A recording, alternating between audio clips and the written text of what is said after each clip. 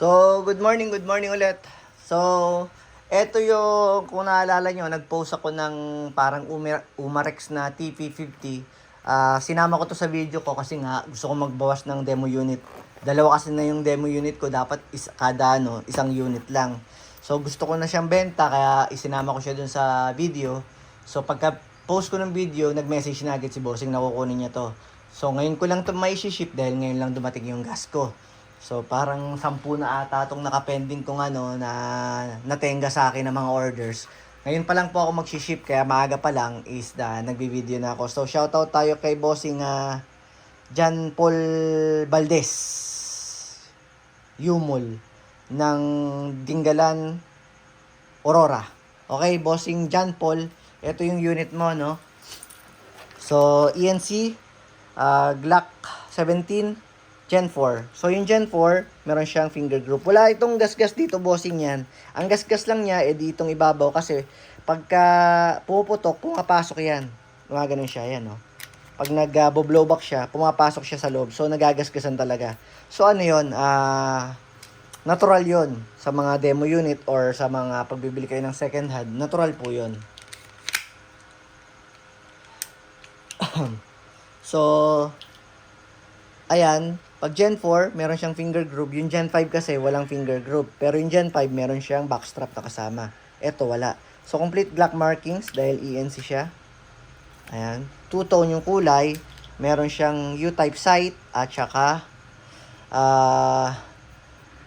itong itaas, itong slide is metal. Ito namang ibaba is lower frame. Ganun po talaga ang Glock. Kahit anong Glock, ganun. Kahit sa totoong barrel, pag Glock polymer ang lower frame. Tapos meron din siyang underrailing for accessory attachment, flashlight, pwede ka dyan maglagay, laser. Dito naman, pwede kang maglagay ng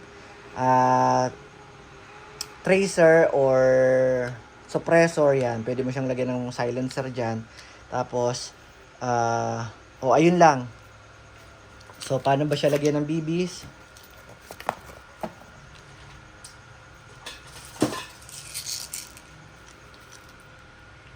So, hindi ko na rin ito i-chrono, no? Lobat na yung chrono ko. Hindi ko pa na-charge na lobat na. So, usually, pag gantong Glock, 300 to 320. 290 pa nga pag minsan. 290 to 320, no? So, ganito. Pag naglalagay ng ng bala, Bossing, ito hatak lang. Wag nyo tong bibitawan. Tandaan lagi, wag po tong bibitawan. Masisira po ito. Okay? Itong maglip na to, masisira.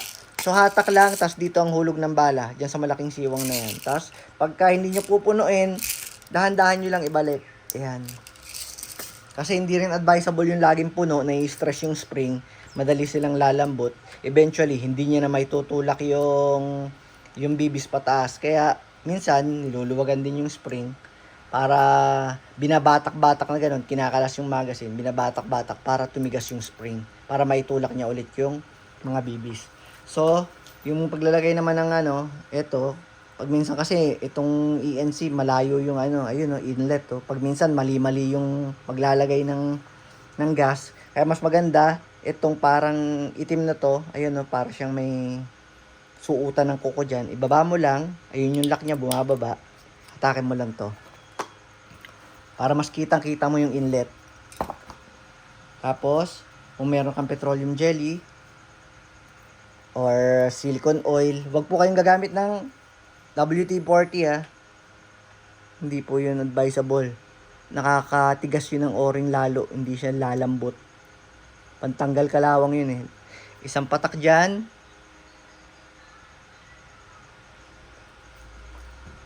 Isang patak sa inlet valve. Tapos ito, ganito ang hawak.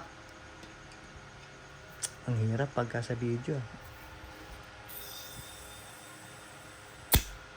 Okay. Check natin.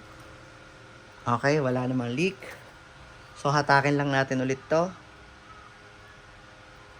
Balik natin yung tapos baba natin yan para hindi na siya matanggal. So, test natin yung unit ni Bossing John Paul.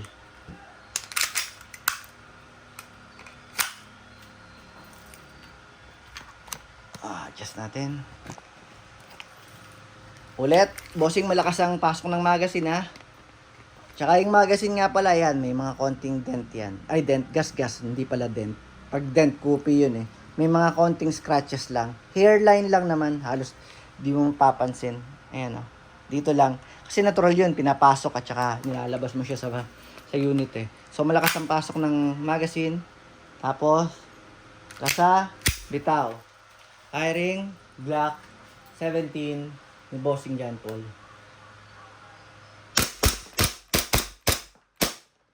So, nag-open slide, working. Nakita nyo naman, wala siyang issue. Kahit na demo unit siya. Nakakailang putok pa lang naman ako nito dito. Sa totoo lang, boss lang ako. Eto, labas natin yung magazine pagtapos ng gumamit. Tapos, hila lang pag lock. Hila, bitaw. So, tapos rest natin yung hammer by pressing the trigger. Salamat, Bossing John Paul.